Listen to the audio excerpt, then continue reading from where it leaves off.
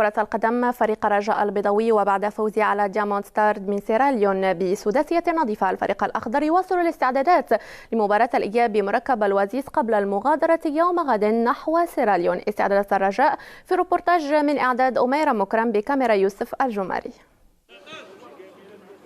الظهور بمستوى يشرف قيمة الفريق في العصبة وعودة روح الانتصارات في البطولة، تلك أولويات المدرب فوزي البنزرتي رفقة النصور في هذا الوقت بالذات.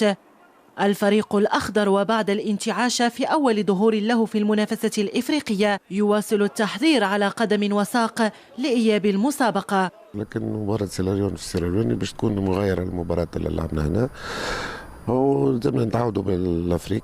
فما العديد من اللاعبين الا بعدوا شيئا ما على المقابلات الافريقيه، باش تبقى تلقى اشياء معناتها ممكن غريبه وعجيبه في الافريق هذه، معناتها يلزمنا نتوقعوها ونكونوا متحضرين لها. باش تلقى ملعب ممكن مش 100%، يعني مش ملعب متعودين به ولا ملعب زوين، يعني قادرين اللاعبين نتاعنا فنيين مطالبين باش نحققوا الفوز، خصوصا اننا ما بقاش عندنا فين مثلا نزيدوا مثلا نهزموا ولا نتعطروا، خصوصا كيف ما كيعرف الجميع فخرجنا ابطال من واحد المنافسه، فديك المنافسه سالات حنا في منافسات اخرين، وعندنا هذه المنافسه ديال عصبه الابطال، فهي خصنا نبينوا للشعب المغربي والجمهور الرجاوي اننا حنا قد المسؤوليه اللي محطوطه على العاتق ديالنا.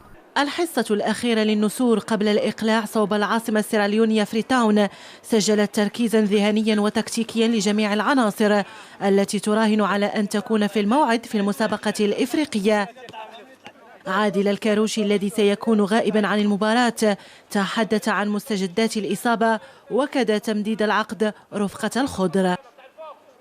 الحاله الصحيه ديالي الحمد لله في واحد تحسن كبير، ان شاء الله هذه السيمانه هذه غنرتاح ان شاء الله، والسيمانه الجايه ان شاء الله غنبدا بالجري الخفيف باستشاره ديال الطبيب ان شاء الله. الحمد لله انا ما ترددتش باش نجدد مع فريق الرجاء البيضاوي رغم العروض اللي كانوا عندي. انا فضلت فريق الرجاء البيضاوي، الفريق اللي ارتحيت ليه، هو فريق اللي كيلعب على الالقاب، وانا لاعب طموح اللي كنبغي نلعب على الالقاب.